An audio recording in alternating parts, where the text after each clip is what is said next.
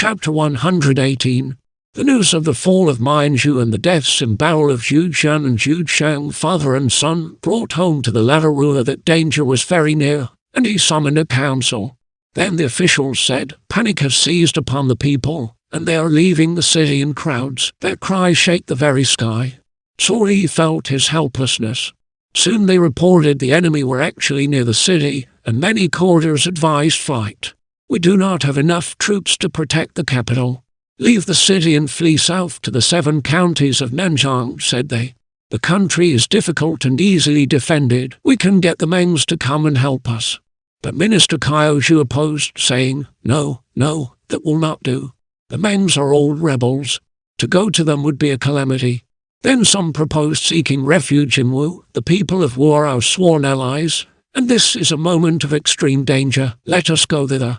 But Kaozhu also opposed this, saying, "In the whole course of past ages no emperor has ever gone to another state.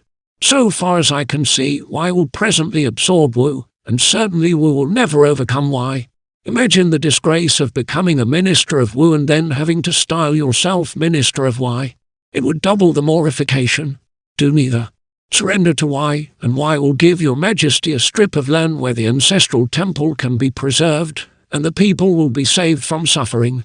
I desire your majesty to reflect well upon this."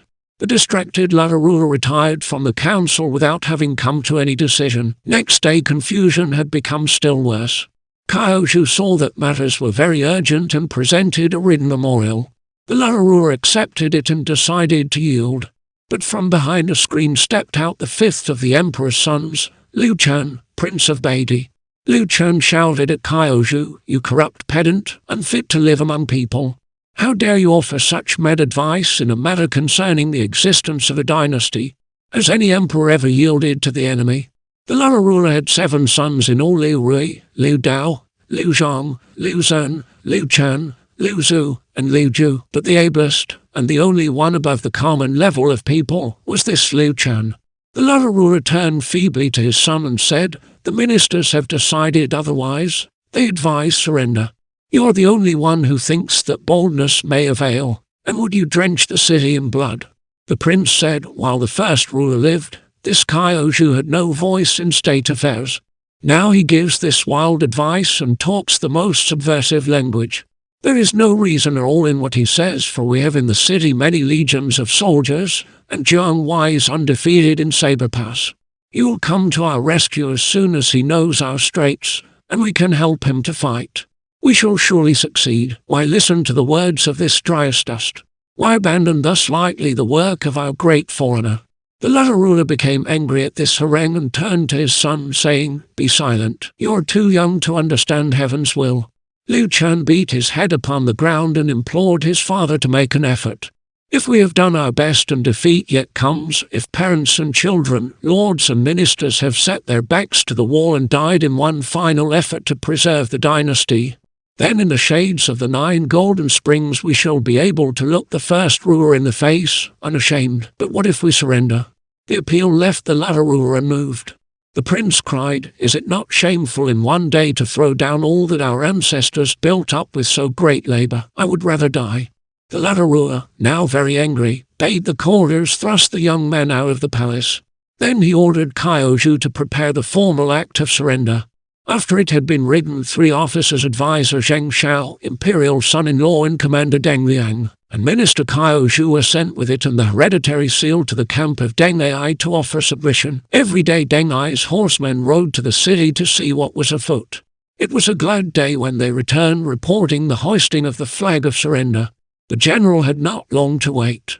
The 3 messengers soon arrived and presented the letter announcing surrender and the seal therewith. Deng Ai read the letter with great exultation, and took possession of the seal. He treated the envoys courteously, and by their hands sent back a letter to allay any anxiety among the people. In due time they re-entered the city and bore this missive to the latter ruler, and they told him they had been treated well. The latter ruler read the letter with much satisfaction. Then he sent Minister Jiang Zian to order Jiang Wei to surrender. Then Lai Hu, chair of the Secretariat, carried to the victorious Deng Ai the statistical documents of the resources of the kingdom. 2,800,000 households, 9,140,000 souls, 102,000 active armed soldiers of all ranks, and 40,000 civil employees. Besides, there were granaries with 4 million carts of grain, treasuries with 3,000 pounds of gold and silver and 200,000 rolls of silks of many qualities, and many unenumerated but precious things in the various storehouses. Lai Hu arranged that the ceremony of surrender should take place on the first day of the 12th month. The wrath of Prince Liu Chan swelled high as heaven when he heard that his father had actually arranged the date of his abdication. Girding on his sword, he was setting out for the palace when his consort, Lady Kui, stopped him, saying, "My prince, why does your face bear this look of terrible anger?" He replied, "The army of Wei is at the gates, and my father has made his act of surrender. Tomorrow he and all his ministers are going out of the city to submit formally, and the dynasty will end. But rather than bow the knee to another, I will die and go into the presence of the first ruler in the realms below." How worthy, replied she. "And if my lord must die, I, thy handmaid, prays that she may die first. Then may my prince depart. But why should you die? The prince dies for his father and the handmaid for her husband. One eternal principle guides us all." Thereupon she dashed herself against a pillar, and so she died. Then Liu Chan slew his 3 sons and cut off the head of his consort that he might sever all ties to life lest he be tempted to live. Bearing the head of the princess in his hand, he went to the temple of the first ruler, where he bowed his head, saying, "Thy servant is ashamed at seeing the kingdom pass to another. Therefore has he slain his consort and his sons that nothing should induce him to live and forego death." This announcement recited, he made yet another to his ancestors. "My ancestors, if you have spiritual intelligence, you know the feelings of your descendant." Then he wept sore till his eyes ran blood, and he committed suicide. The people of Shu grieved deeply for him, and a poetess praised his noble deed. Both king and courtiers, willing, bowed the knee. One son alone was grieved and would not live. The western kingdom fell to rise no more.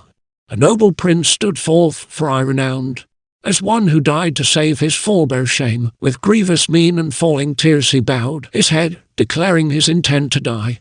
While such a memory lingers, none may say that the Han dynasty has perished. When the latter ruler knew of the death of his son, he sent people to bury him. Soon the main body of the Wei army came. The latter ruler and all his courtiers, to the number of 60, went out 3 miles from the north gate to bow their heads in submission, the latter ruler binding himself with cord and taking a coffin with him. But Deng Ai with his own hands loosened the bonds and raised the latter ruler from the ground. The coffin was burned.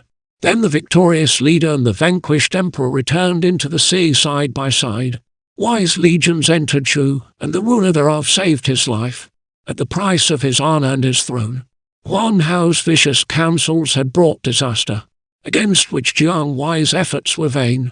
How bright shone the loyalty of the faithful one! How noble was the grandson of the first ruler! Alas, it led him into the way of sorrow, and the plans of the first ruler, excellent and far-reaching, whereby he laid the foundations of a mighty state, were brought to naught in one day. The common people rejoiced at the magnanimity of Deng Ai, and met the returning cavalcade with burning incense and flowers. The title of General of the Flying Cavalry was given to the latter ruler, and other ranks were given to the ministers who had surrendered. Deng Ai requested the latter ruler to issue one more proclamation from the palace to reassure the people, and then the conquerors took formal possession of the state and its granaries and storehouses. 2 officers, Governor of Yizhu Zheng Shao and Minister Zheng Yung, were sent into the counties and territories to explain the new situation and pacify malcontents. And another messenger was sent to exhort Jiang Wei to yield peaceably. A report of the success was sent to capital Luoyang. Huan Hao, the eunuch whose evil counsels had wrought such ruin to his master, was looked upon as a danger, and Deng Ai decided to put him to death. However, Huan Hao was rich, and he gave bribes to Deng Ai's people, and so he escaped the death penalty. Thus perished the house of Han. Reflecting on its end, a poet recalled the exploits of Zhu Zhiliang the martial lord, and he wrote a poem, "The denizens of treetops, apes and birds, most lawless of crested things, yet knew and feared his mordant pen. The clouds and winds conspired to aid him to defend his lord, but naught awaited the leader's precepts, wise to save, with base content the erstwhile king too soon surrendered, yielding all but life. In gift Xu Jiang was paired with Guanzhong and Yui, his helpless death compared with Zheng Fei's and Guan Yu's. Sad sight, his temple on the river's brink. It wrings the heart more than the tearful verse of the Line Fu songs he most loved. In due time Minister Jiang Xian reached the Saber Pass and gave Jiang Wei the latter ruler's command to surrender to the invaders. Jiang Wei was dumb with amazement at the order. His officers ground their teeth with rage and mortification. Their hair stood on end with anger. They drew their swords and slashed at stones in their wrath. Shouted they, "While we are fighting to our death, the latter ruler has yielded." The roar of their angry lamentation was heard for miles. But Jiang Wei soothed them with kindly words, saying, "Generals, grieve not. Even yet I can restore the house of Han." "How?" cried they. And he whispered low in their ears.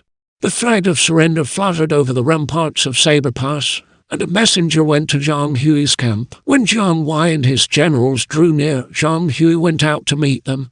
"Why have you been so long in coming?" said Zhang Hui.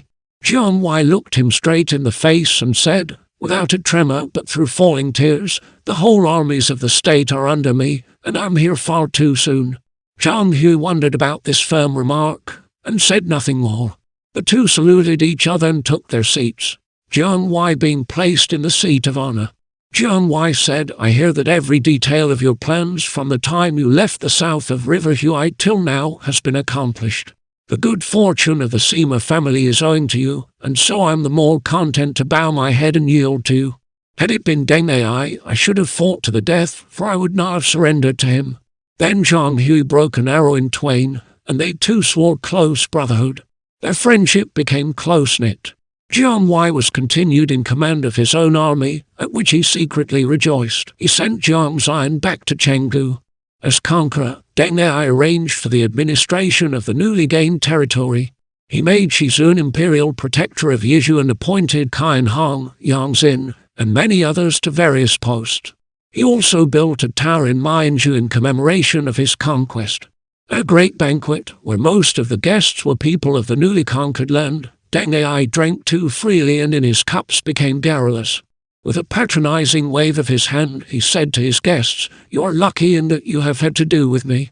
Things might well have been otherwise, and you might all have been put to death if you surrendered to other leader." The guests rose in a body and expressed their gratitude.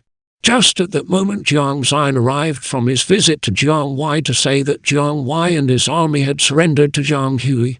Deng Ai thereupon conceived a great hatred for Zhang Hui, and soon after he wrote to Luoyang a letter something like this: "I would venture to remark that misleading rumors of war should precede actual attack.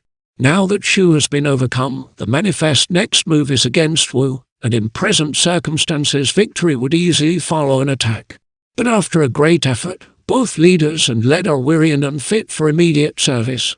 Therefore of this army 20,000 white troops should be left west of Longyu, and with them 20,000 Shu troops, to be employed in boiling salt so as to improve the finances. Moreover, ships should be built ready for an expedition down the river. When these preparations shall be complete, then send an envoy into Wu to lay before its ruler the truth about its position. It is possible that matters may be settled without any fighting. Further, generous treatment of Liu Shan will tend to weaken Sun Tzu. But if Liu Shan be removed to Luoyang, the people of Wu will be perplexed and doubtful about what may happen to them, and they will not be amenable. Therefore it seems the most fitting to leave the late ruler of Shu here. Next year, in the winter season, he might be removed to the capital. For the present I would recommend that he be created Prince of Fufang, and granted a sufficient revenue and suitable attendance. His sons also should receive ducal rank. In this way would be demonstrated that favorable treatment follows upon submission. Such a course would inspire fear of the might of Wei and respect for its virtue, and the result will be all that could be desired." Reading this memorial, the thought entered the mind of Sima Zhao that Deng Ai was exaggerating his own importance. Wherefore he first wrote a private letter and sent it by the hand of Wei Guan to Deng Ai, and then caused the ruler of Wei to issue an edict promoting Deng Ai. The edict ran thus: "General Deng Ai has performed a glorious exploit, penetrating deeply into a hostile country and reducing to submission a usurping potentate. This task has been quickly performed. The clouds of war have already rolled away, and peace reigns throughout Banshu. The merits of Deng Ai surpass those of Bai Kai, who subdued the mighty state of Chu, and Han Xin, who conquered the state of Zhao. Deng Ai is created Grand Commander, and we confer upon him a fief of 20,000 homesteads, and his 2 sons are ennobled, each with a fief of 1,000 homesteads. After the edict had been received with full ceremonies, Wai Guan produced the private letter, which said that Deng Ai's proposals would have suitable consideration in due time. Then said Deng Ai, a general in the field may decline to obey even the orders of his prince. My commission was to conquer the West, while my plans hindered. So he wrote a reply and sent it to the capital by the hand of the envoy. At that time it was common talk at court that Deng Ai intended to rebel. And when Sima Zhao read the letter, his suspicions turned to certainty, and he feared. This was the letter. Deng Ai, general who conquers the West, has reduced the chief of the revolt to submission, and must have authority to act according as he sees best in order to settle the early stages of administration of the new territory. To await government orders for every step means long delays. According to the spring and autumn annals, a high officer, when abroad, has authority to follow his own judgment for the safety of the throne and the advantage of the state. Now seeing that Wu is still unsubdued, all interest centers upon this country, and schemes of settlement should not be nullified by strict adherence to rules and formalities. In war, advances are made without thought of reputation, retreats without consideration of avoiding punishment. Though I do not possess the fortitude of the ancients, I shall not be deterred from acting for the benefit of the state by craven and selfish fears for my own reputation. In his perplexity, Sima Zhao turned to Jie Chang for advice. Said he, Deng Ai presumes upon his services to be haughty and imperious. His recalcitrance is very evident. What shall I do?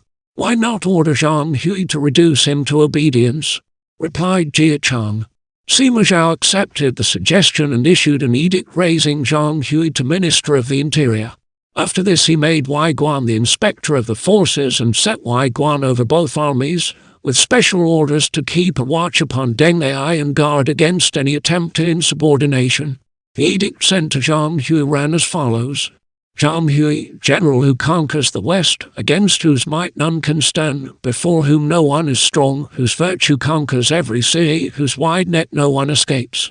To whom the valiant army of Shu humbly submitted, whose plans never fail, whose every undertaking succeeds, is hereby made Minister of the Interior and raised to the rank of lordship of a fief of 10,000 families. His 2 sons also have similar rank with a fief of 1,000 families. When this edict reached Zhang Hui, he called in Jiang Wai and said to him, Deng Ai has been rewarded more richly than I and is the Grand Commander. But Sima Zhao suspects him of rebellion and has ordered Wai Guan and myself to keep him in order. What does my friend Jiang Wai think ought to be done?